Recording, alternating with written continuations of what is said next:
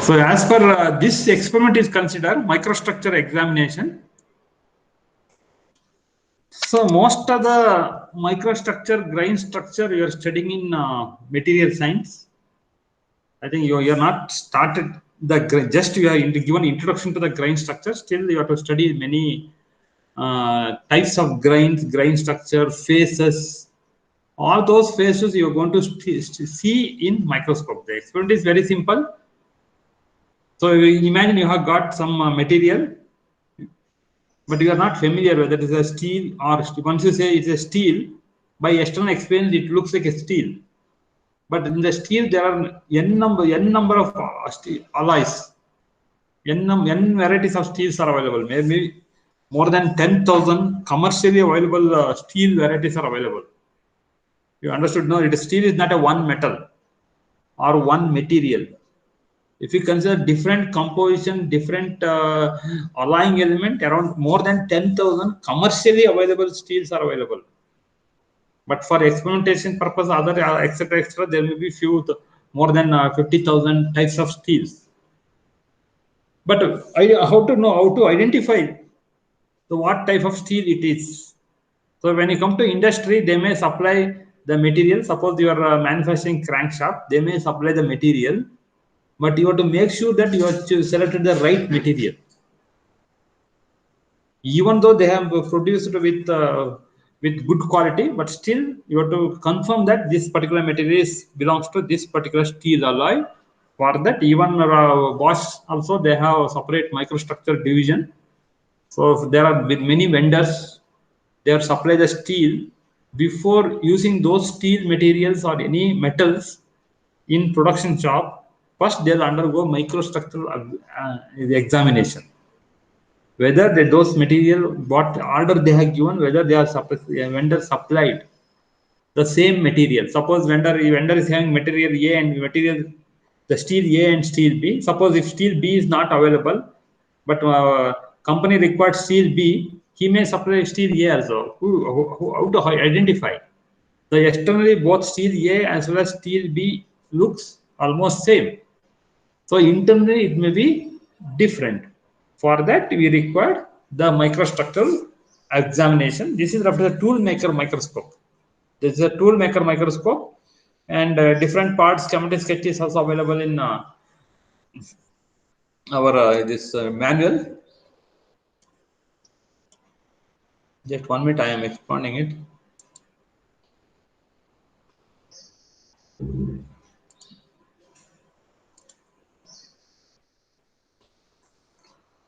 Then here, so one is workpiece mounting. Here you have to keep the workpiece here. We have demos, the demo also. We can see the demo. You have to keep the workpiece here. You have to see the microstructure through these lenses. As shown, those are the attachment. So I think you can see that 10x. The 10x refers to 10x refer to your original size is magnified by 10 times. Now, normally, most of the microscope they have the magnification factor. For regular conventional optical microscope, magnification factor may be around 100x or 500x. But there are some microscopes, their magnification factor may be around 50,000. For that, there are special microscopes are available. That is referred as scanning electron microscope. That cost ranging from 1 crore to 5 crores. There are scanning electron microscope for studying a micro grain level. Don't think that studying the grain level is not easy. So again, you have to, most of the R&D center or industry, they'll outsource that work. So in our BMS college also, they have one more scanning electron microscope. Some students, if you are really interested to do some project, the later stage, so they'll provide the facility. You have to pay nominal formalities there. You have to fulfill. So after doing some request mail, etc., you can do the experiment also. If you are really interested to do some project on material science, I think that cost, machine cost itself may be around that. At that time, it was around 75 lakhs, but now it may be around more than 1 crore machine. The single small, like a printer, like a big, almost twice the size of the printer, its machine cost may be around 1 crore rupees. Then there is one more microscope that is referred as tunneling electron microscope, normally referred as TEM. In Karnataka, I think Bangalore, I think that is not available. in Tamil Nadu, because some industry area there was some public sector company, they have that tunneling electron microscope also. That will cost around five. Starting basic price maybe start from 5 crores. Then average size, average specification, it may be around 15 crores. So those type of microstructural microscopes is available in BARC, Baba Atomic Research Center, because they are doing a lot of research on atomic level, then in the unit cell level or crystal level. So for that, you require huge, that special high accurate or high magnification factor microscopes. For studying the what are the different phases, the grain boundary, etc., we can use our regular microscope. Those are referred as an optical microscope. The optical microscope, what you're seeing here, this is optical microscope. That is a magnification factor is around 100. There are by arranging a lens, we can improve. We can increase the magnification factor also, but magnification factor is less for optical microscope. You go for classifying. Then there is a electronic scanning electron microscope that may be around 50,000, 25,000 to 50,000, even 1 lakh. The magnification factor, you can imagine. So 1 lakh times it is, imagine you have 0.00001 mm. So that can be magnified to multiplied by 1 lakh. That is the magnification factor. This is how, I think even PUC also you are using similar type of microscope. So this is a lens. Through that lens, you have to see the observe the microscope. So this is the, again microscope. So now you have to, once you have to keep the specimen, already specimen is kept in the top. So you can see the specimen is already kept. So we can see the microstructure or grain structure. So through this lens, we can see the microstructure or grain structure that we cannot take the photograph. We cannot take the photograph of microstructure that is visible through the lenses. So these are the different specimen used for used. So it is brass, this is cast iron, this is steel. So now normally in the examination, this material will not be given. What is the name? What is this material? Whether it is cast iron, steel, whether it is a brass or only copper. Those information will not be given. You have to see the microstructure. By seeing the microstructure, you have to say that given material is the copper or brass or steel or cast iron or aluminum. You have to define. By seeing the color, we cannot say that it is a cast iron. So this specimen may be made up of cast iron, or this specimen may be made up of steel also, or it may be made up of aluminum, because when you're working in some company, or because of oil, grease, etc., it may be instead of aluminum color, it may be in the dark color. That may also happen. So that's why, so you cannot depend upon just the external appearance. You have to check the microstructure, especially this I am talking about um, high end resolution. So if you go for high resolution microscopes, so you can see the intricate details of the grain boundary, all those information you can see.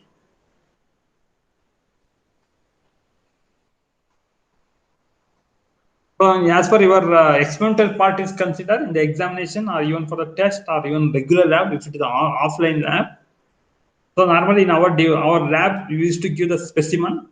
You have to keep the specimen in the microscope, and you have to see through the eyepiece, and you have to conclude whether it's aluminum, steel, or copper, or alloy of copper. That is the procedure you have to follow. Normally you used to follow.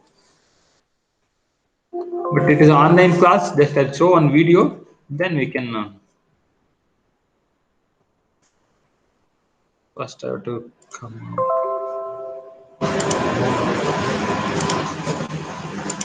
I'll show one video. Either you have seen the video of this microscopic experiment? I don't think.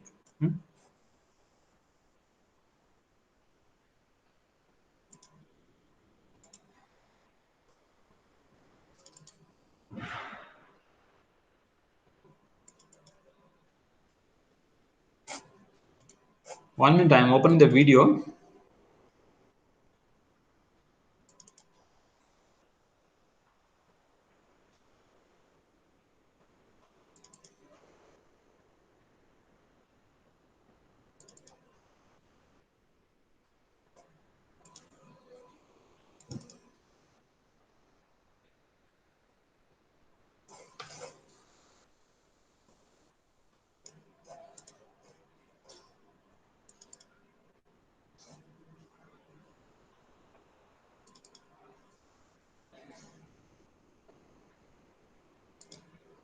Just wait, I'm searching for the video. It is there in the desktop. Till that time, I hope you have the manual. So better to keep the hard copy of the manual. And when our lab is going on, you have to better to refer.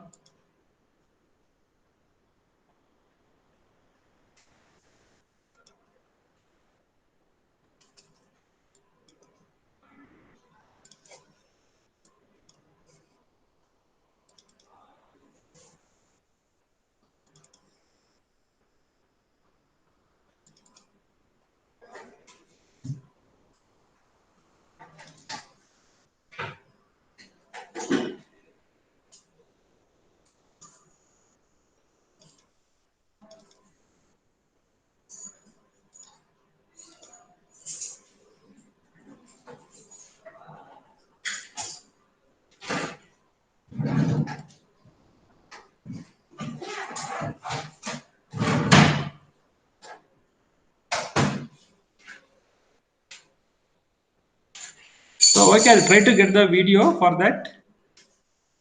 Before that, we'll go for one more test.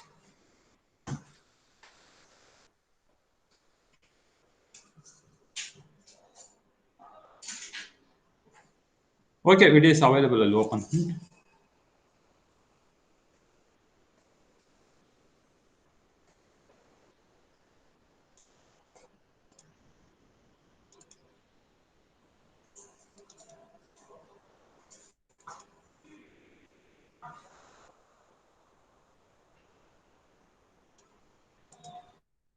Just I'm playing the video of microstructure examination experiment now.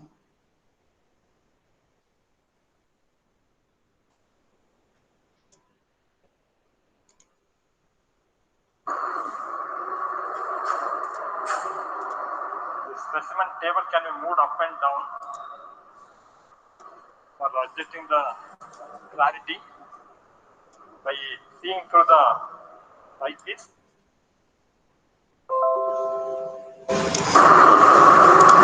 It is very short video. The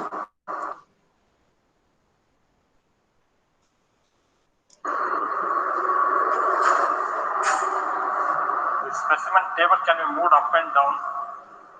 Is it video is visible now? Yes or no? Okay, Yes, it's sir. very short video. Yes, sir. Just in your experimental part is considered. You have to keep the specimen. Now already specimen is kept over the this is a table, the specimen table.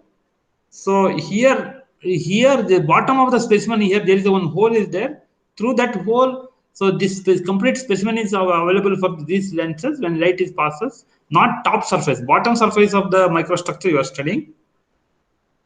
Then you have to keep the specimen. You have to see the microstructure through eyepiece. That's all. Nothing. No experimental much procedure.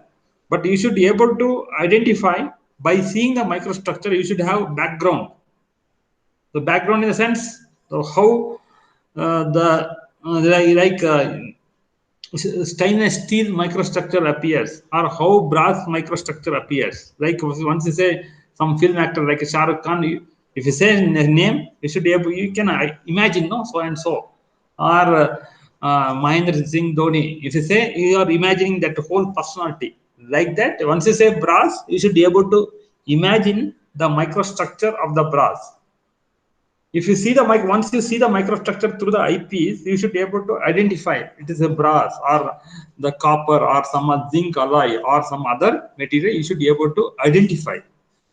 So microscope will not says so this metal will, because there is no arrangement in the microscope will not say this material is copper or this material is aluminum, this material is so and so. Only it will enlarges or it will magnifies almost 10 times or there is an adjusting arrangement. You can go up to 100 times. That's all. By seeing the microstructure, you should be able to identify the material. But most of the microstructure part you are studying in material science. So more of material science fundamentals is required.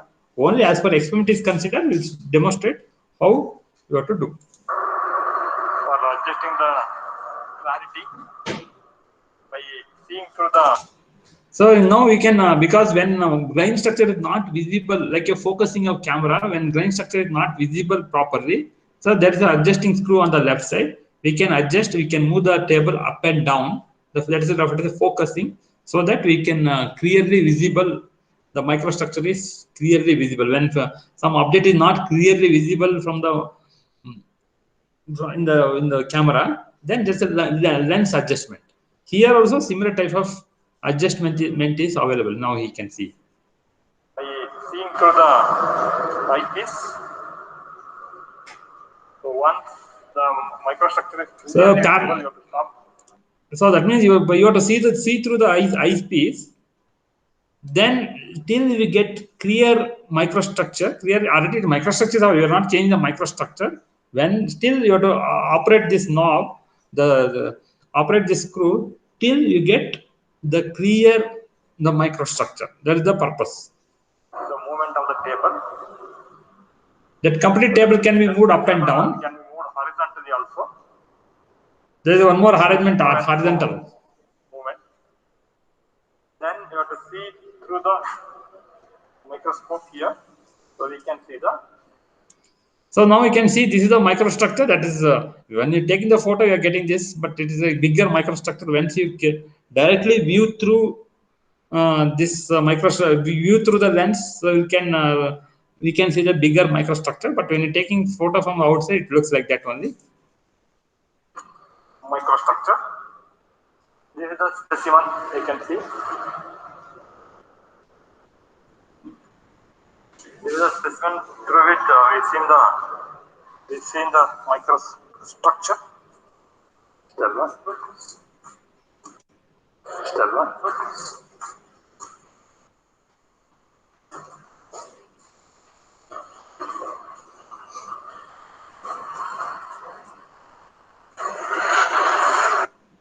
But experiment is very simple, but we require a lot of fundamentals to understand how exactly by seeing the microstructure you should be able to identify what is the material. That is the basic fundamentals required that you are studying in material science. When you come to material testing laboratory, specimen will be given. You have to keep the specimen in the table of the microscope. You have to observe the grain, how grain boundaries are arranged, whether it is a depending upon the phases, you should be able to identify what is the material. That is the basic objective of conducting this experiment. The before have some different microstructure also. It's available in the manual also. Other in the manual also, so many around 5 to 6 page information is given on only on microstructure, like a steel, cast iron. I'll show those manual and I'll explain how the microstructure of different material appears. Before that, I'll finish tensile test. Then we'll go for microstructure. Further, that fundamental concept of microstructure is an impact testing machine.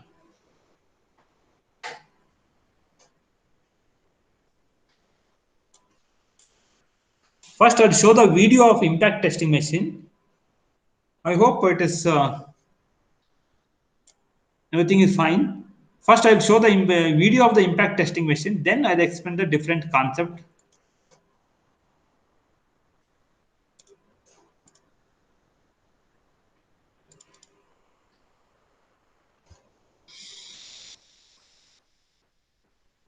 This is impact distribution, isolate test, so then specimen material mild state and 10 into 10 square, so V naught, 45 degree, 2 mm depth, length 75 mm.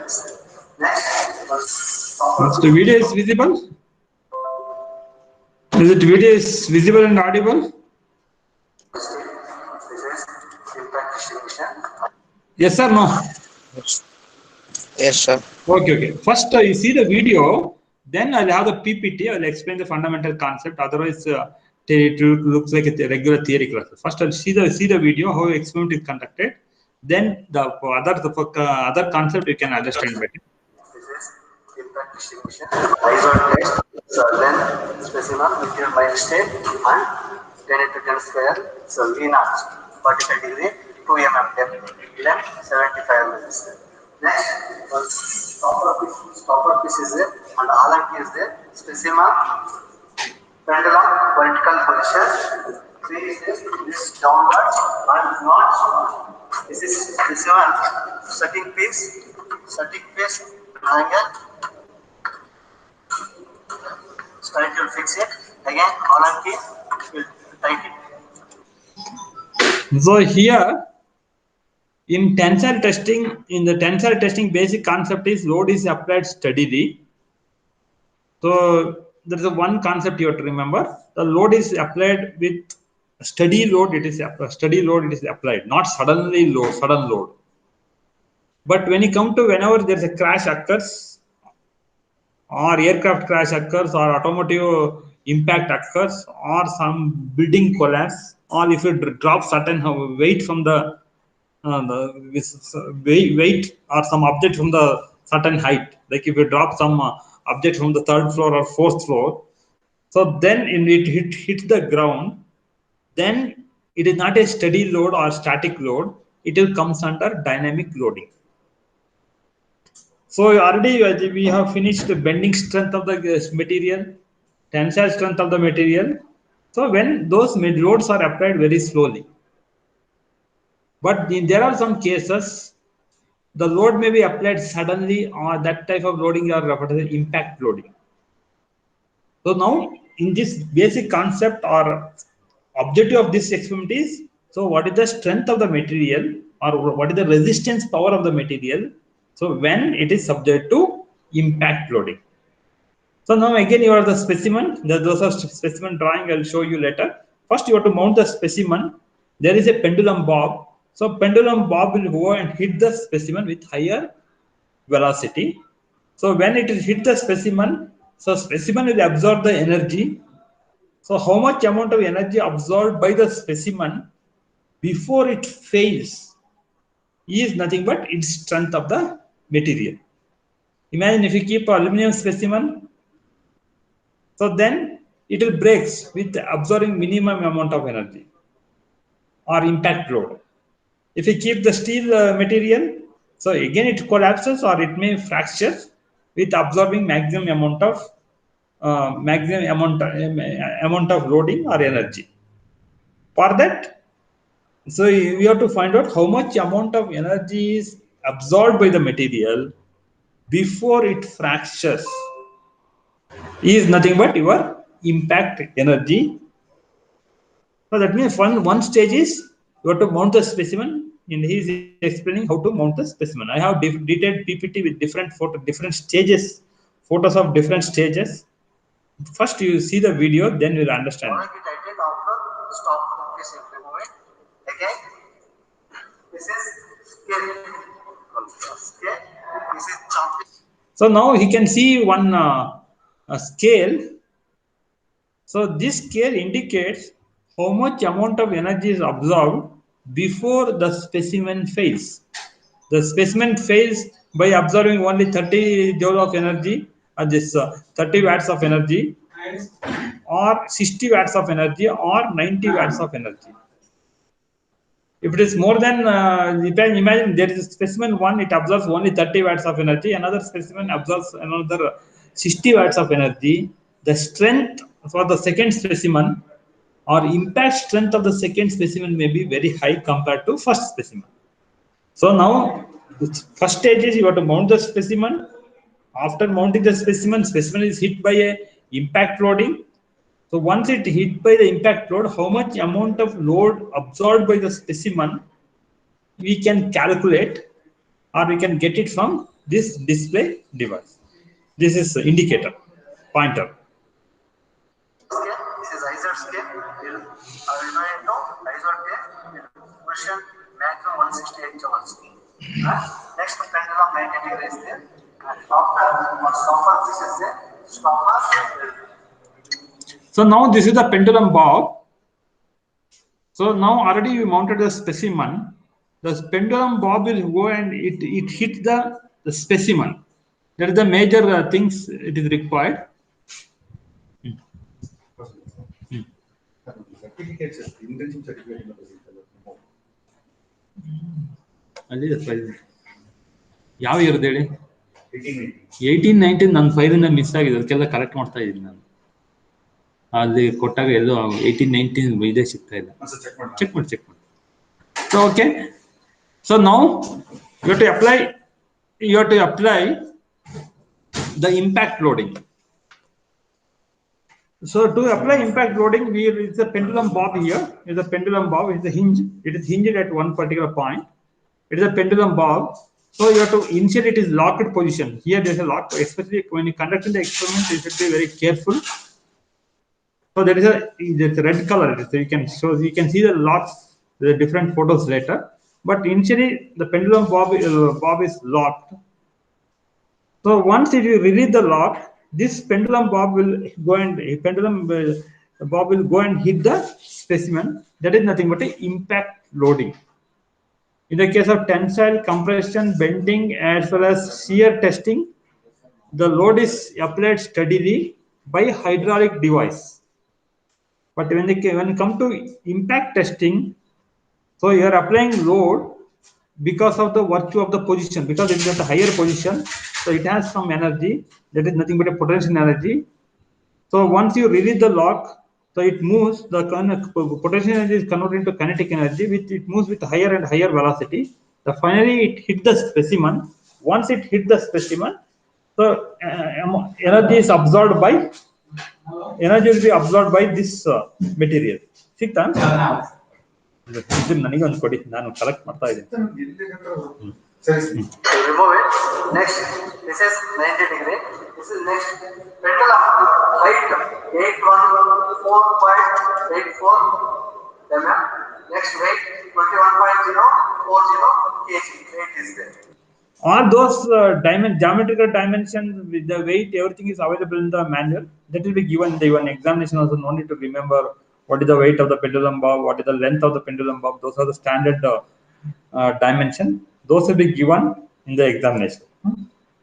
After you remove it now, the pendulum bob is heated specimen is break it. After the Jones into Jones. Okay, I remove it. So pendulum.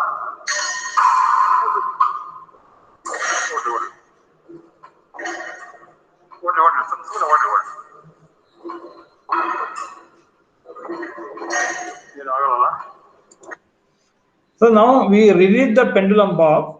Once we release the pendulum bob, it will hit the specimen. Imagine the pendulum bob when in the horizontal position, that will be having around the energy of 100 unit. Out of 100 unit, the specimen may absorb only 60 unit of the energy. Then another 40 units of energy is there. So because of energy, another 40 units of energy, the pendulum bob start oscillating, because already some amount of energy is absorbed by 100 out of 100 unit. 60 unit is absorbed by the specimen. You have another 40 units of the energy available in the pendulum bob. Because of that particular energy, it starts try to oscillate. So already specimen is broken. In the first hit itself, the specimen is broken.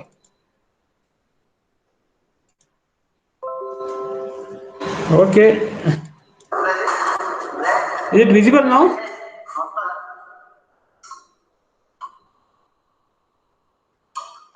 Specimen fraction.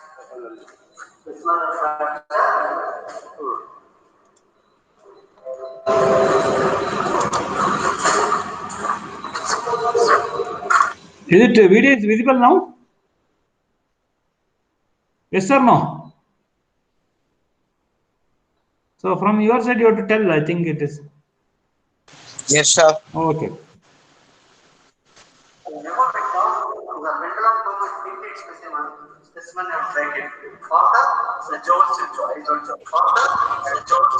Sir, my mic is not working sometimes. Which one? I was saying yes. Sir, my microphone Yours microphone? was not working. Yours or mine? Yes, sir. You just now asked mine, sir. Oh. Just now you asked whether we can see the video, right? Oh, okay. So So I it's was saying yes. It's okay. Yeah. Yeah. But whether video is visible now? Yeah, video is visible. Okay.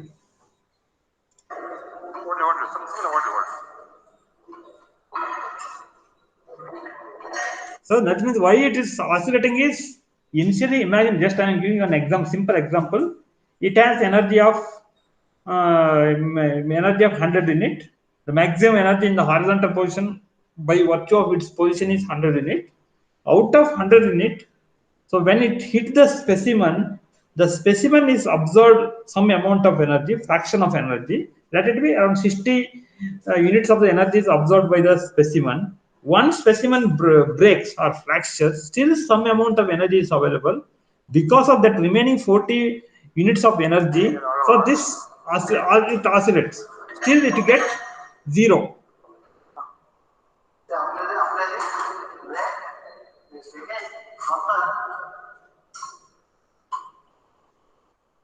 So to stop the movement of the pendulum, there is a brake is there. If once you apply the brake, just to demonstrate, the pendulum is allowed to oscillate. But there is a brake is there. Once specimen breaks, automatically there is an indicator. Indicator shows how much amount of energy is absorbed by the specimen. Then because of that indicator, so we can apply the brake. No need to simply oscillate. It is risky also. That's why there is a brake is there. By applying the brake, the specimen will oscillate. It will stop the oscillation, it will stop the movement of that part you can see here.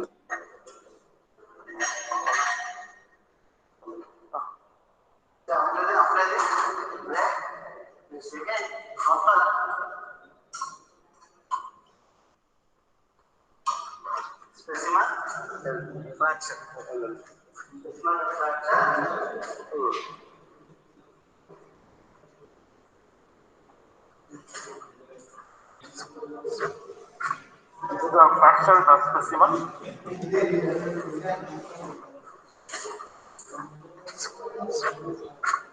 The fractured specimen. So next,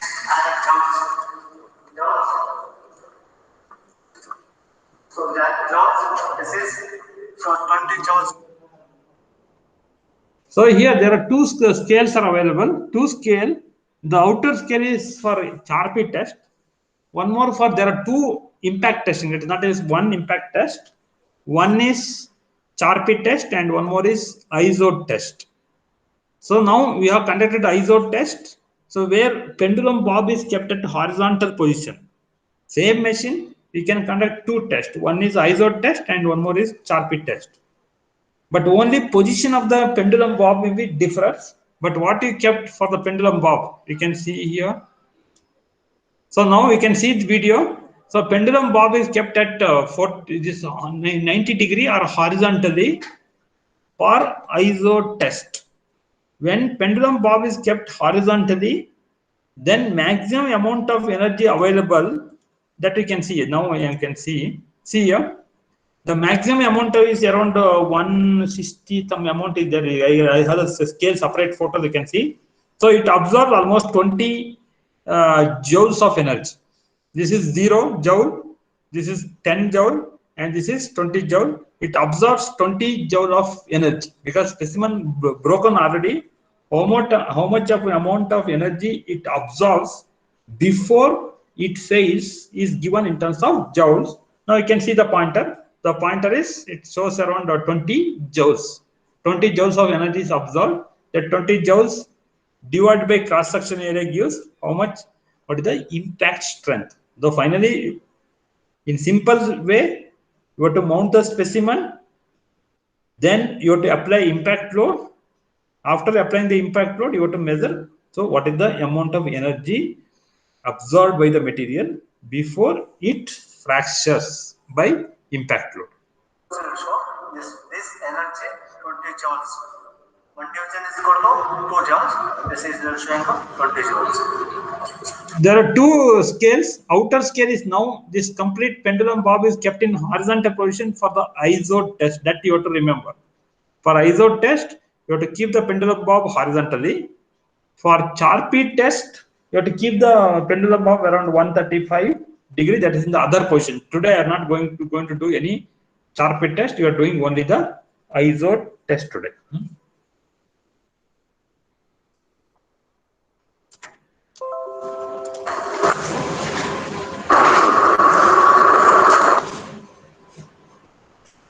Okay, we'll go to PPT now. PPT, all the information, detailed information is available.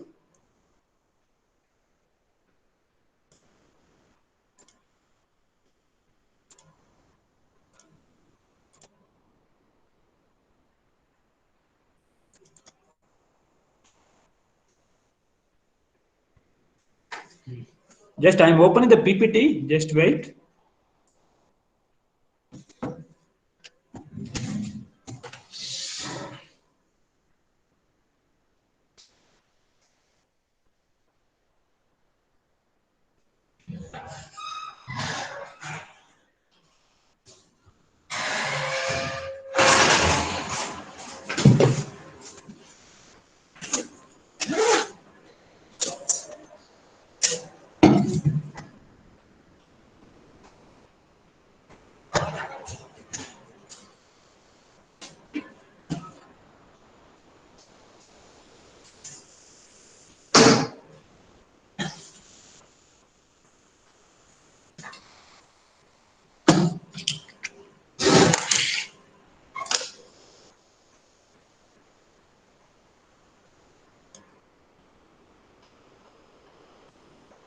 Just wait, I'm opening the PPT now on impact testing.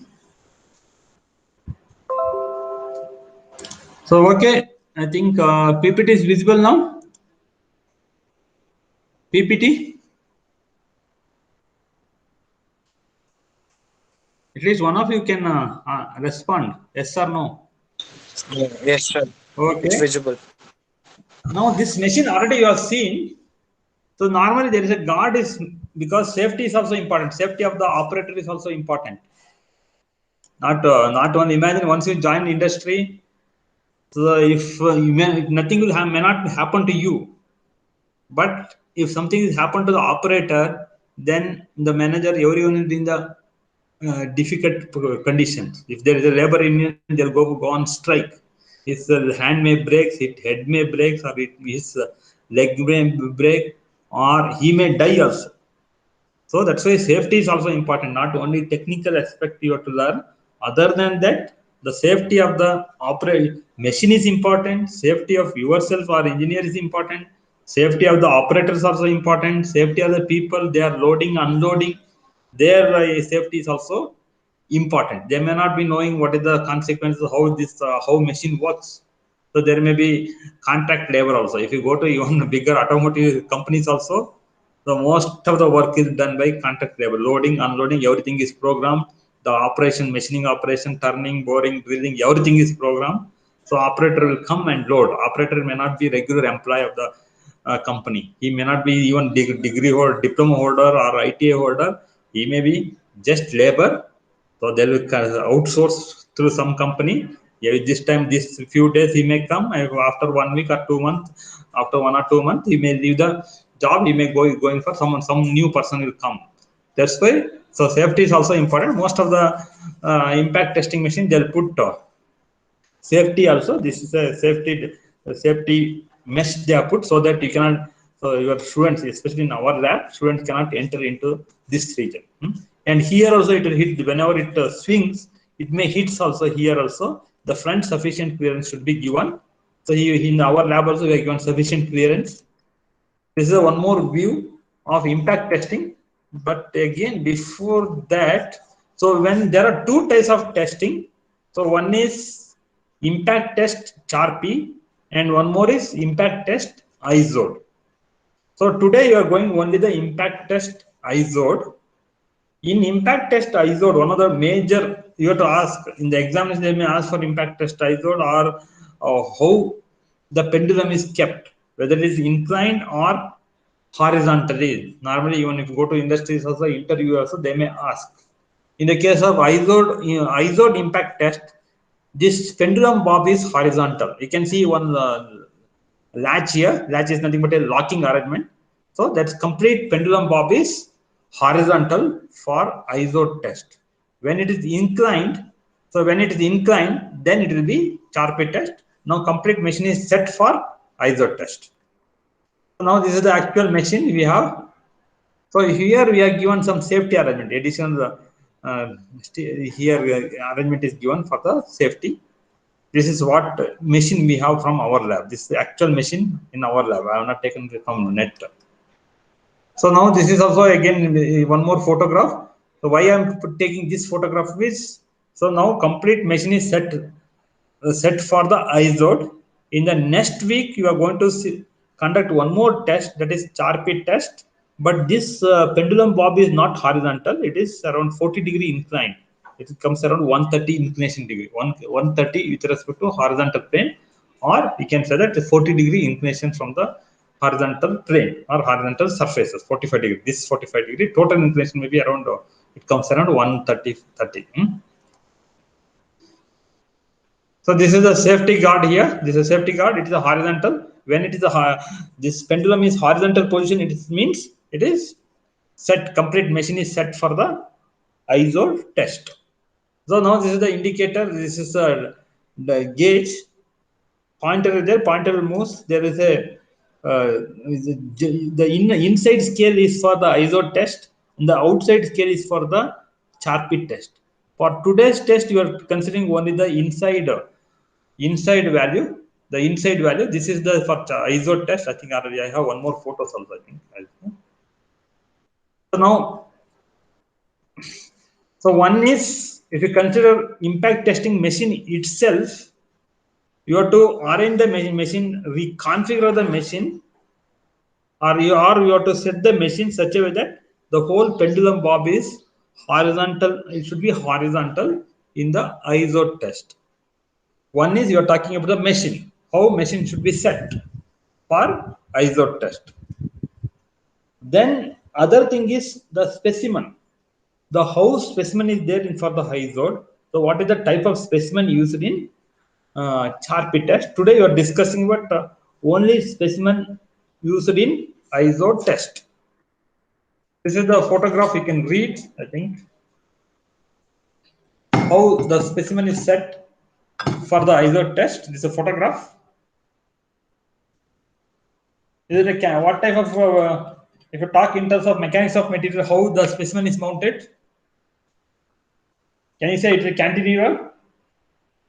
So once you say cantilever, don't think cantilever beam. What is the experiment you have conducted in physics lab? Cantilever beam may be anything, any beam which is supported at one point.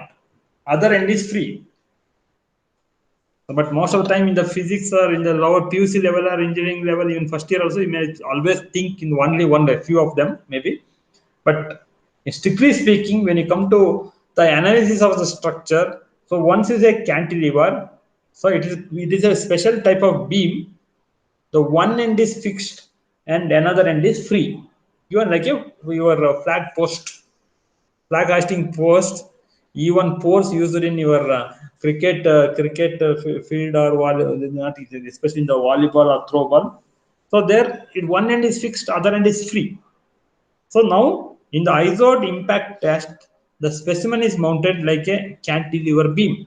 The cantilever beam is, don't think always cantilever beam having separate. No? This one end is fixed. This bottom portion is fixed rigidly. Only top portion is free to move, because if both ends are fixed, then there is no fracture occurs. So it is specimen is, there is one more view.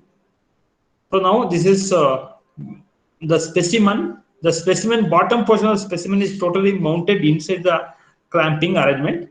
So now your load will hit the pendulum bob. You are seeing the pendulum bob.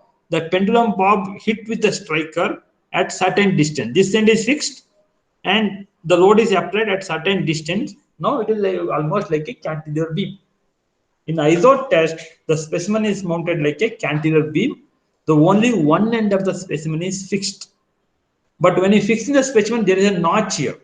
The notch, what is the importance of notch? You are going to understand better after studying mechanics of material. There is one more subject, machine design. So because of the notch, it is a causes additional stress concentrated area. What is stress? Stress is given by force by area. The strength here, it is more because the area is more here. The stress developed is less here. But when you come to this particular point, imagine here stress load is related to be 100. Then cross section area is again 10 by 10, and that will be load will be around 1000 Newton. The cross section area is 10 by 10, that is 1000. The stress about this point is, so 1000 divided by 10 100, that is 10 that will be 10 megapascal. So when you come to this notch area, here notch, you are talking about this is your application of mechanics of material. In the notch area, cross section area differs. It is not 10 by 10, it is only 10 by 8. Now in the stress developed here, it will be more. Here it will be less, or resistance offered by the material about this point is more, but here it is less, because the 1000 divided by 80, the 1000 divided by 80 means it comes more, it go.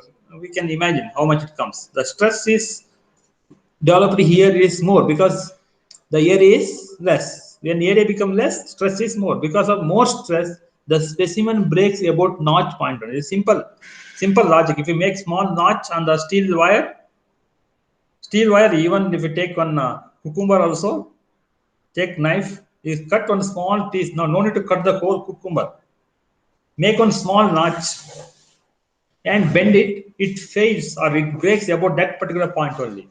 Because technically speaking, in terms of mechanical engineering, so you are creating stress riser or stress concentrated area. So only you are making the specimen to break about this particular point only, not this point, this point, this point, this point, because specimen should break with minimum effort. Otherwise, sometimes specimen may not break. So it may undergo huge amount of plastic deformation. It may not break at all. That's why we don't get correct values. That's why, as per ASTM, American Society for Testing and Material, the notch size is fixed. Now, type of notch is also fixed. In the case of ISO impact test, type of the notch is V notch. V, it's a V shape. I have some more photos also. Schematic sketches I have. I am putting in different way. Instead, I am showing the videos. I am showing some color photos also. Then I go for the schematic sketches. Schematic sketches, we can understand better how exactly this specimen. The one end of the specimen is fixed. The other end it is free. At the free end, your striker, already you have seen the pendulum bob that hit the striker. Here there is one more schematic diagram. No, this is a load. So load will hit here about this particular point. That is a striking hammer. So at the end of the pendulum bob, there is a hammer, that is striking hammer. The striking hammer will hit about this particular point. The specimen facing towards striking hammer. Specimen is nothing but this particular notch should face towards the striking side, because this V notch, this is a V notch. V notch will open and breaks. But if you hit the same specimen from this side, we may require more amount of energy. Suppose if you want to try to break the specimen from this direction, the notch is try to close once you apply load. So that means, suppose if you try to break this specimen by hitting from this side, you may require 200 kg of force. But if you hitting the same specimen from this direction, because of the notch, so notch will open, the fracture occurs, and you may require lesser amount of the forces. So each and everything guideline is there, not just mounting some specimen as per our wish. You cannot do what we are normally do in your tensile test. We can put it in any direction. There is no such directions, strike, etc. So that is for the ISO test. When you come to Charpy test, here also you can see this is a specimen. It is not V notch, it is a U notch. In ISO test, specimen is mounted in like a cantilever beam. When you come to Charpy test, the specimen is mounted. The specimen is cut with U notch. In the Charpy, it is a U notch. It is fixed at both the ends. I think in mechanics of materials, also you are going to study some beams. The beam is simply supported or fixed. If you keep scale on your both the hands, it is simply supported. But if you consider building beams, it is not a simply supported. It is a fixed at both the columns. There is a column and there is a joint between the reinforcement at the column and the beam. That is a fixed. Here it is simply supported. It's like a beam. This is a beam. The load. This is a striking hammer. You are not seeing the striking hammer in the machine. It is inside the in that pendulum area. So this is striking hammer. The striking hammer will hit the specimen, but your U notch is in the opposite direction. It is not on the striking side. So U notch is not on the striking side. It is in the opposite side. When you are mounting the specimen, you have to take care of all those things. So now, so when you keep in the inclined position, then this complete machine is set for the Charpy test. There is a difference between the Charpy test and ISO test with respect to setting of the machine itself. So for the ISO test, it is horizontal. For Charpy test, it is inclined. This is inclined. This complete bob is inclined. There is arrangement there. It requires around 5 to 10 minutes. There is a nutted bolt system. We can remove this from the horizontal position. The same pendulum bob, we can mount it here. There is a nut and bolt system. That when you conduct an experiment, you can see in details. So now you can see this is a striking hammer. This is a specimen. This is a pendulum. There is a striking hammer. It will strike the specimen. It absorbs some amount of energy. The remain because still there is some amount of energy because that particular energy pendulum bob moves or swinging for a few minutes. Then it stops. That already was seen. This is a pendulum bob. This is a specimen. Is a Charpy or ISO specimen? It's a U notch. Once you say U notch, this is Charpy. U notch is Charpy. This is ISO. This is a comparative table. It's one chart is there behind the machine itself. So once you come to lab, you can see the chart also. All descriptions available. We made it such a way that so every equipment behind there is a chart is there. I have taken the photo from the chart. I have not downloaded those information. All what information what I am presenting now, that is not downloaded information. So this chart is available behind the machine itself. We can also go through it later stage. So for Charpy test, the specimen there is a U notch at the mid of the specimen. But when you come to ISO test, it is not at the midpoint of the specimen. It is at the other end. That is some 40 mm, 47 mm is there. Detailed dimensions are also available in the manual. Mounting is one way. The mounting is the one difference between ISO and Charpy test. And one more is position of the pendulum. It is horizontal. It is horizontal for the ISO. It is inclined for Charpy test. So now this is this complete set. The machine is set for which test? So we don't see this ISO. So for the ISO, your complete experiment is set for ISO test.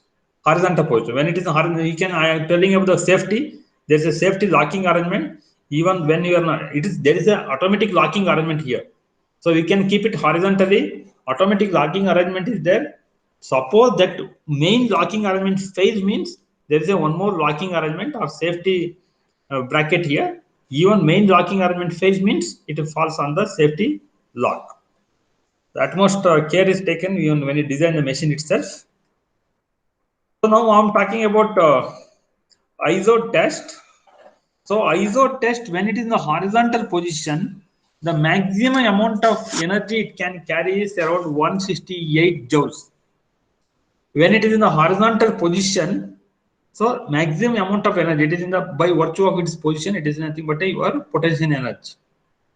The whether it is potential energy or kinetic energy, whatever it may be, unit of energy remains same. That is in terms of watts or joules per second. We are talking here. We are talking about joules.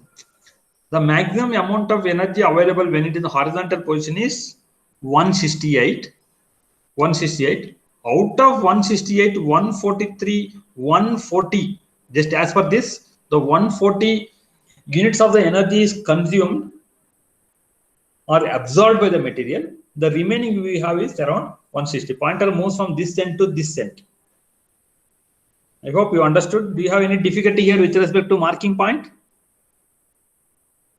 In simple way, when the pendulum bob is horizontal position, the maximum amount of energy available by virtue of its position is 168. 168. But out of 168, 140 unit of energy is absorbed by the material before it fractures. That way you have to understand. This is not like just taking some reading. So why it is 168 is the maximum amount of energy pendulum can have when it is in the horizontal position is 168. There is no hydraulic devices, no pneumatic arrangement, etc. So when it is in the horizontal position, its maximum energy is 168. When it is in the inclined position, because of height is increased, the maximum amount of energy is around 300. That is for this inside scale is for the ISO, outside scale is for the impact. This Charpy test. Now you can see here. This outer scale is Charpy, the inside scale is ISO. This is the pointer. So once specimen hits the load hits the specimen, the pointer moves up and down. So now this is the actual photograph. For ISO test, you have to keep the specimen in the vertical position. You have seen one video here, this photo here. This photo, this is a schematic sketch. It is available in the chart. It is mounted just behind the machine itself. But when you take the actual photograph of that machine, this is the actual photograph. Through this hole, you have to insert the specimen. The striker will hit from this direction. See here how specimen is mounted. The striker will come and hit the specimen.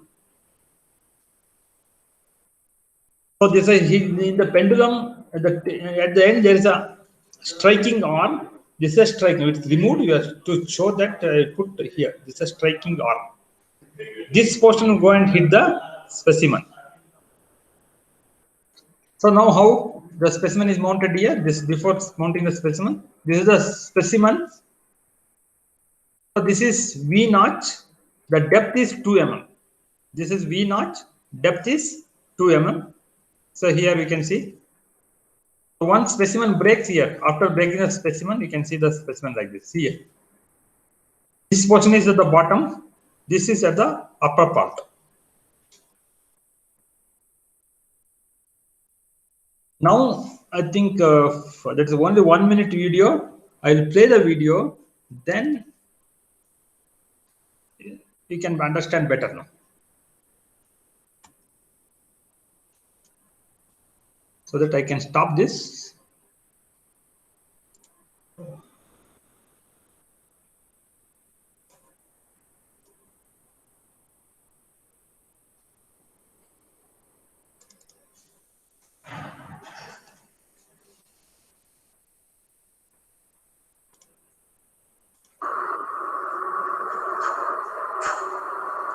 The specimen table can be moved up and down for adjusting the clarity.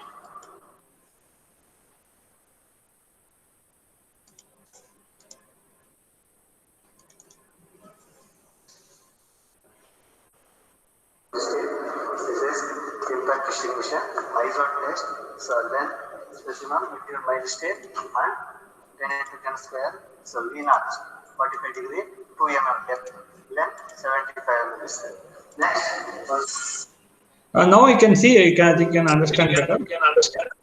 this is impact distinction, ISO test, so then specimen material mild state and 10 into 10 square, so V notch, 45 degree, 2 mm depth, length 75 mm.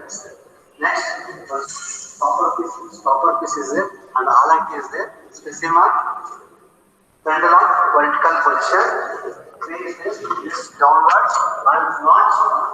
This is specimen, setting piece, angle. Straight you'll fix it. Again, Allen key, you'll tight it. You have to mount the specimen. It is like a cantilever beam. Already you have seen some specimen. Already you have seen some photos. The specimen is mounted vertically. There is a locking arrangement. By using Allen key, we can mount the specimen. We tighten off the stop piece. Remove it. Again, this is scale. This remove it. Again. No, 1 minute.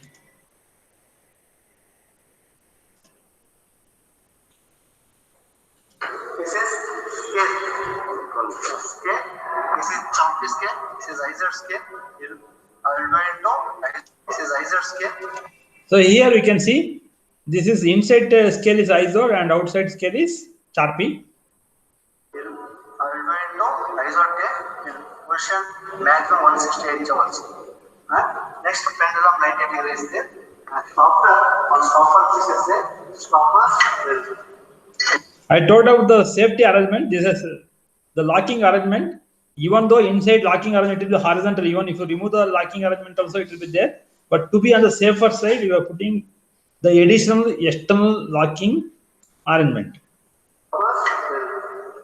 Remove it. Next, this is When you apply the load, impact load, so now whenever you want to release the pendulum bob, you have to remove the lock. That you have to remember. Otherwise, it will hit the lock and it will not go and hit the specimen. Whenever you are conducting the experiment or whenever you plan to apply the load on the specimen, you have to unlock it, or you have to take you are using this bracket, you have to take out this unlocking arrangement. This is next pendulum. You can imagine now there is no locking arrangement. Still there is a internal adjustment, citing some arrangement. So it will be horizontal position. So why they have given locking arrangement is, imagine there are 5 to 6 operators or students. By mistake, if you pull this lever, so it will be unlocked. It will go and hit the specimen. If you just hit the specimen is okay. If some students or operators standing here, they may get injured. So that's why there is an additional locking arrangement is given. So already it is locked, but by mistake, if you operate, someone is go and if try to hold this knob lever, so it may operate and it may cause a lot of danger also. That's why you have to go for locking arrangement. 4.84 mm. Next weight 21.0. Those weights, length, all geometric dimension and physical properties, everything is available in the your manuals.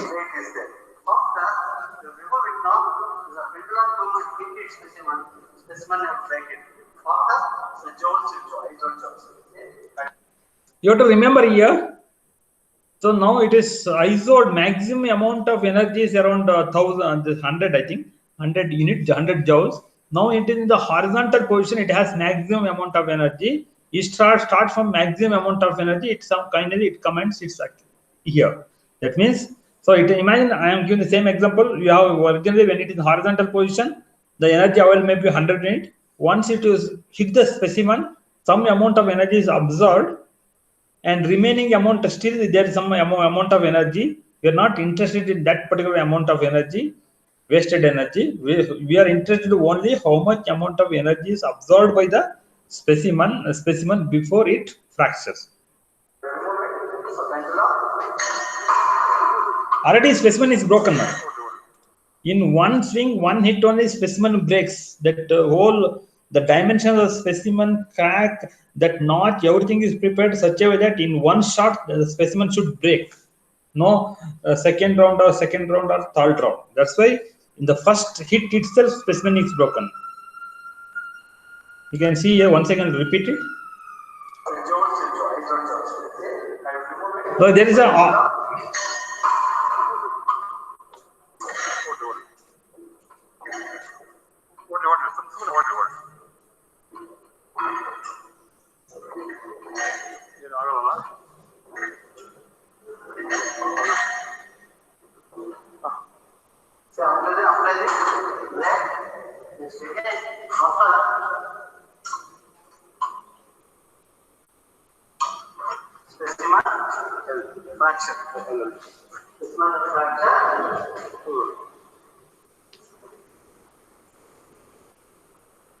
already specimen is fractured. Fractured specimen. So next,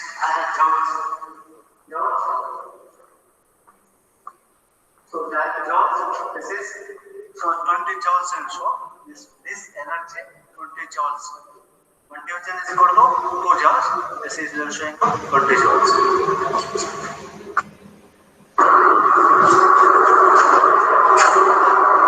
The specimen table can be moved up and down. No, sir. Do you have any doubt? Then if you don't have a doubt,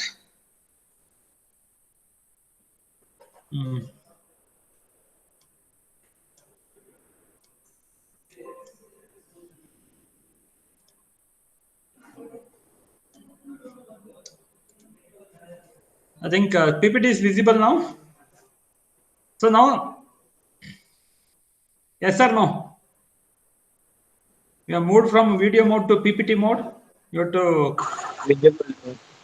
visible. Yes, sir. Okay. That you are seeing specimen, the dimension, everything. No need to write. Show those 3D dimension, 3D dimension sketch for your experiment or record. This is the dimension. Now I'm coming back to your record part. It is available in the record. This manual also. So this is ISO test. This portion, bottom portion is mounted on the machine. That is a sample or specimen holder. This is a V notch. All dimensions are fixed. We cannot change the dimensions. All dimensions are as per American Society for Testing and Materials. Also dimensions are fixed. And he is talking about the model. The model is IT30. Maximum impact energy is, when it is in the horizontal position, the maximum impact energy is available is 168 joules of joules when it is in the horizontal position. Then scale, the one unit is the scale is equal to 2 joules. Angle of strike is 75 degree. That is the angle of strike. That's then pendulum height. So no need to remember all those values. No, don't worry about it. All those values, they're not required for our calculation. The pendulum height or length is 814 mm. The pendulum weight is 21.04 kg. And this is the dimension. You have to remember in the examination, you have to remember this dimension. So total length of the specimen is 75. Out of 75, length around 47 mm of the specimen is mounted or fixed in the machine. Already those things are seen. The depth of the V notch, this is a V notch. Depth of the V notch is 2 mm. And distance between the V notch, this particular position, and striking edge. You are seeing the striking edge. That distance is also fixed. That is 22. Everything is fixed now. So now you can see this ISO. This is one more diagram. Impact strength is given by K. So K is given by U by A. A is fixed because what is the value of A? Is that so dimension is 10 by 10. This cross section is square cross section. Is only front view is given. So square cross section, it is 10 by 10. But here there is a 2 mm depth. Then what is this A value? Can you find out what is the A value? What is the A value? The cross section of the specimen is 10 by 10. At the notch point, 2 mm depth is there. So what is the area which resists impact load? Can you consider 100, 10 by 10 or 10 by 8? When you calculate the area for the stress, is it 10 by 10 or 10 by 8? Because one direction it is 10, another direction it is 10 in this area. But when in the notch area, one dimension relative depth is 10 mm, the width is only 8 mm. Which area you have to consider here? Area is 80 mm square or 100 mm square. Now tell me. That you have to use common sense, nothing else. No engineering, no technology, no science. The which resistor you have to consider? Maximum 100 by 100 mm or mm square or 80 mm square. Because the specimen breaks about this particular point. Only this portion will resist the external loading. So when you calculate the stress is equal to external load divided by area which resists the external loading. The area which resists the external loading is this particular point. This is 100 by 10 by 10. But because of the 2 mm notch, instead of 10 multiplied by 10, it will be 8. 10 by 8, it will be 8 mm square. Everything is fixed. Area is also fixed. Only energies you have to get in terms of joule, that you have to note down from the scale. So only one parameter you have to note down on the scale. That is nothing but a energy. So angular striking at this 30 striking. You are talking about the striking edge. So here you can, this is for the Charpy test. I think this I'll explain you in the next class. This is a specimen. The specimen is mounted horizontally for the Charpy test. And striker will hit the specimen. So for the Charpy test, you have to keep this pendulum bob like this in this way. The Charpy test you are conducting in the next class.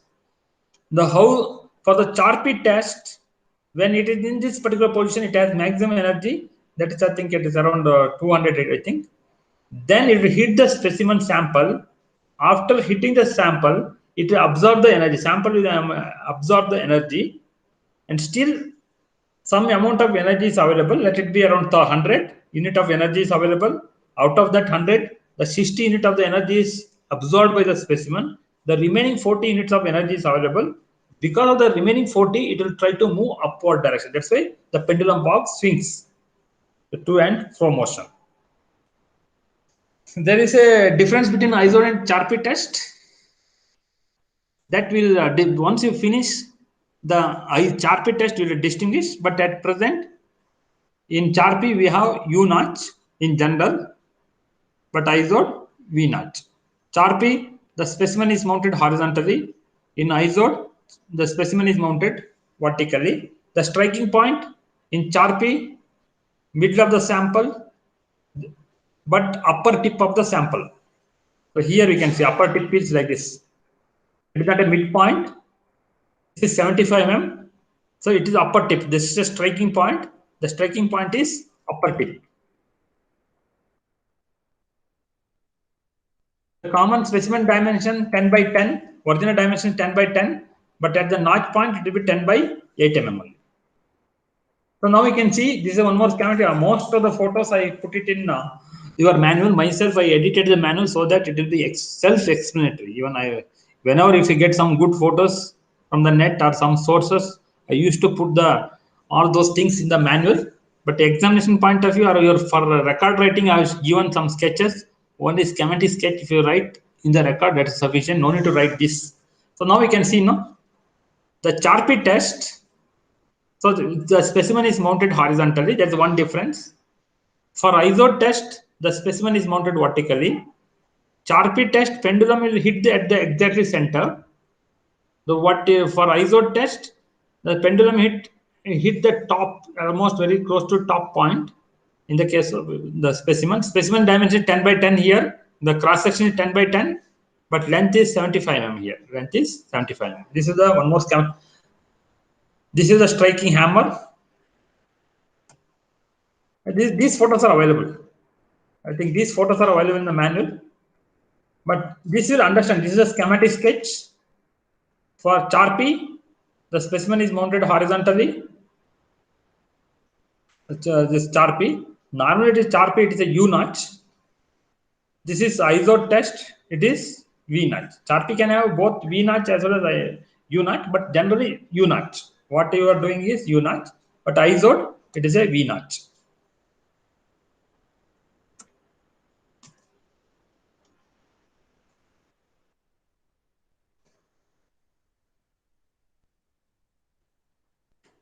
Then when you come to values,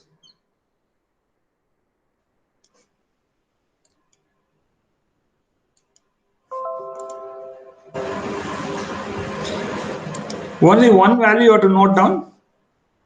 Just I'll give the value also. I'll open the manual. Then we can understand better what is observation is required for a Charpy.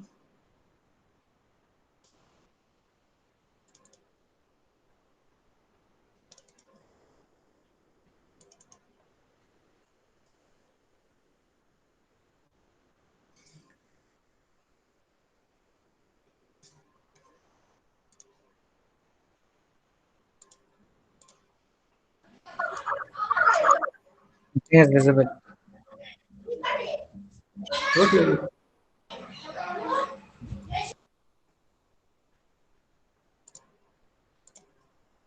One minute. I am putting manuals. This manual is visible now. Yes or no? No, sir. Nothing is visible. Okay, okay, understand. Now, Yes, sir. Now it is visible. okay, okay. So please, one of you, some of you unmute, mute the audio. Whenever some problems, just unmute and just I am talking about this anyhow I opened manual for microstructure already I given. So microstructure as per your record writing is considered. Record writing is considered. You have to write the apparatus. Then aim you have to write, and apparatus you have to write. Theory I don't not required. But when you come to the microscope, you have to write some important component of the microscope. Eyepiece or ocular, at least 2 or 3 line. What is eyepiece or ocular? Read and write one a few lines, important points.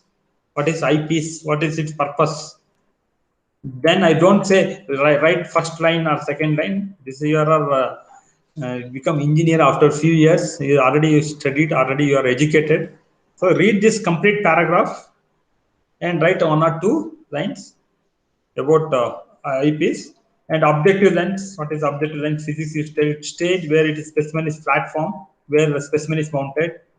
That illumination source, we require some light source. Then preparing, how to prepare the specimen. You are not prepared. The specimen is already available. You have first you have to go for the regular grinding operation. Then by using plastic, the polishing sheets you have to go for polishing. Then there is a etchant or etching. Then procedure already you have seen. Then most of the microstructure you can understand better after 1 month. I think you after finishing your material science for module 2 and 3, so you can understand better the microstructure. So now microstructure, the low carbon steel, this diagram you have to write. The low carbon steel microstructure you have to write. This diagram you have to write. And briefly what this represent also you can write here. Not complete explanation. Now, often called my steel, etc. Nothing is required. Only how exactly microstructure is there that we can write. Read this and at least 2 lines, 2 to 3 lines of microstructure describing the microstructure. So here this is very important. The figure given below shows, not it should be above, crystal of low carbon steel showing matrix of ferrite grains, ferrite, white etching constant. This white region is referred to as ferrite, and pearlite. The dark region is nothing but a pearlite. You write the sketch and write on this, especially describe this microstructure, not general explanation. I am not interested in general explanation. It is available in the manual. You can read and understand. Only you have to describe. So what is this line, especially this for low carbon steel? These 2 lines you have to describe. You have to write. In the similar way, medium carbon steel. I am not interested in what is the percentage of carbon, etc. That is required only for your the material science. But when you come to your empty lab, so medium carbon steel shows the microstructure of typical medium carbon steel, showing the ferrite grain and pearlite. Again, pearlite. That now at present we don't understand what is ferrite and pearlite. Ferrite is this dark region. I think as per this is white. Ferrite grains is white region. So this is also required for your material science. So we are using ferrite. The white region is referred to the ferrite, and pearlite is those are the phases. We have grain as well as phases. Now we are going for the phases. Don't think that it is required only for material science or only for MT. Both subject it is required. The white, there are many white grains.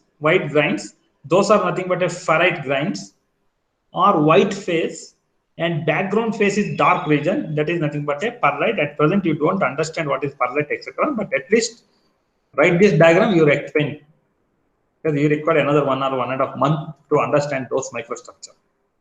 This is aluminum. Aluminum, we have eutectic aluminum. That is alpha Fe aluminum. This diagram you have to write. And primary silicon. This is the primary silicon. AlFeC, it is one more compound. This diagram you have to write. So when you come to cast iron, this is a nodular cast iron, ductile iron. These dark phases are your, what is this dark circles? What are those dark circles? We studied. In the test, managing the time is also very important. Don't keep on writing, manage the time. I think few students are not written the 8th question because time is not, may not be sufficient. Sufficient is not planned. You plan it properly. Try to finish all 50 marks within 1 hour. There are many students that submitted late. Few minutes you consider. Those who submitted more than 40 minutes, around 2 or 3 students are not considered. So these are the graphite nodules.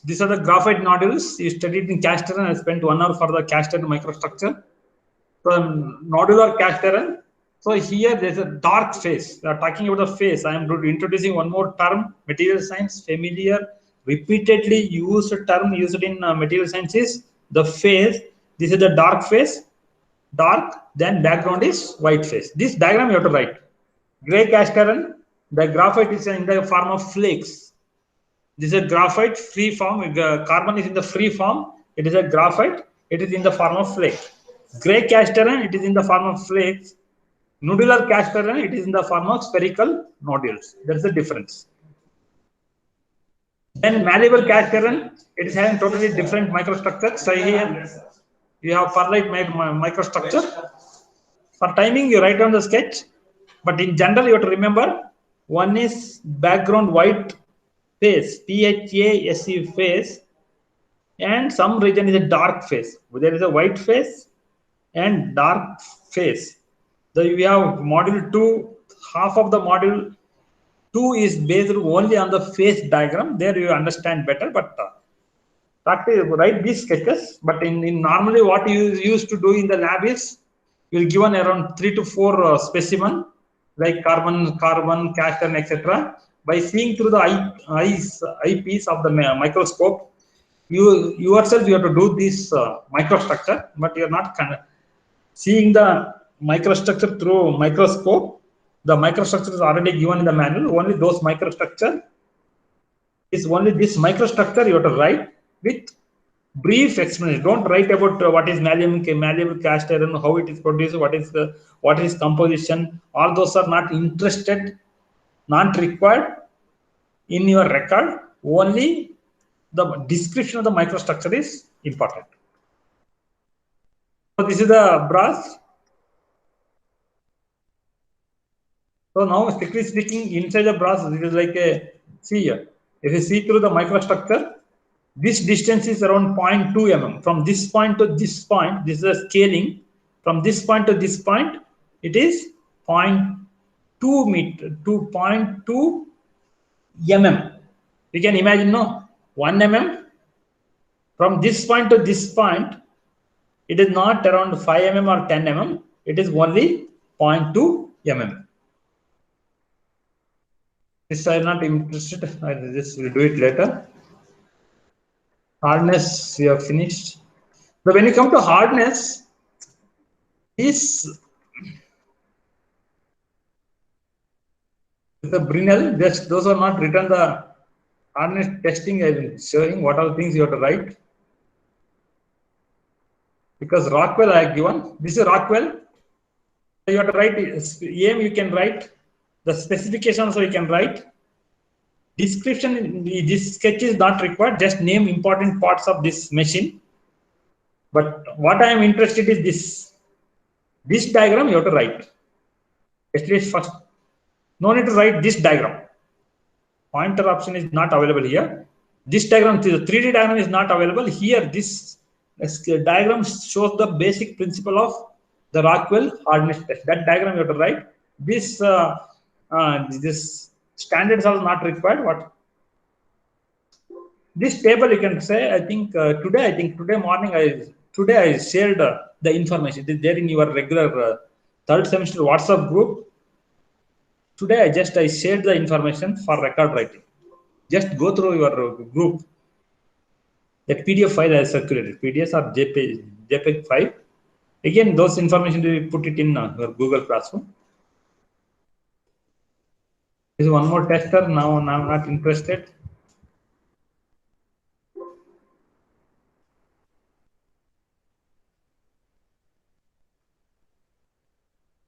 Yes, I want to show the manual, this manual part.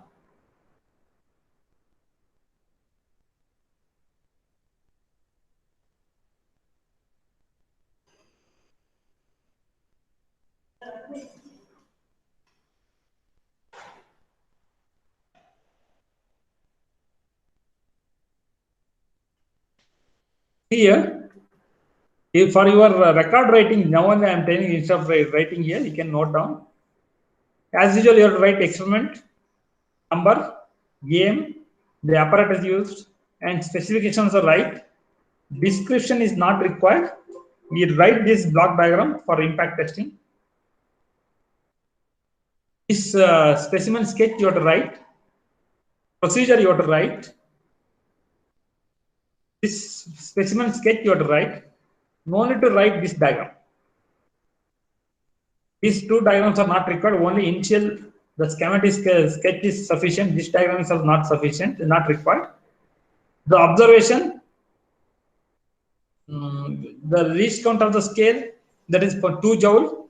Weight of the pendulum, that again it is given. Radius of the pendulum, everything is given. This table, I'll share the values. So material may be steel, but only one information, fraction energy is required. Fraction energy be given. Material steel, fraction energy that is noted from the scale. Then impact strength, then height, all other things. Those that will be give you. I'll share this last year record photo. I'll put that you can copy. So now from experiment, it is very simple. So you have to find out impact strength. Impact strength is referred by K. K is equal to U divided by A.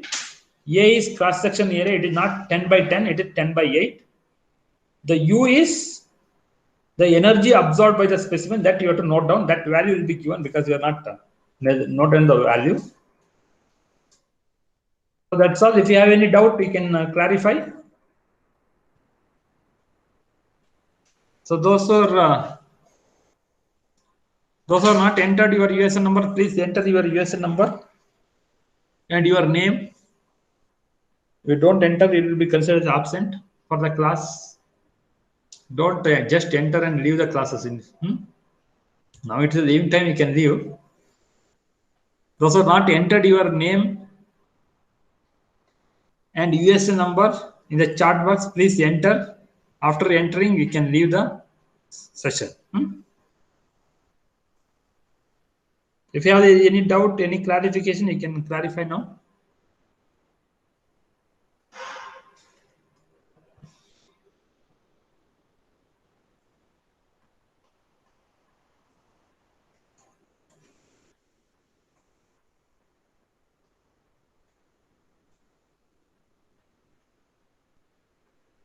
Others, if you have any doubt, you can clarify.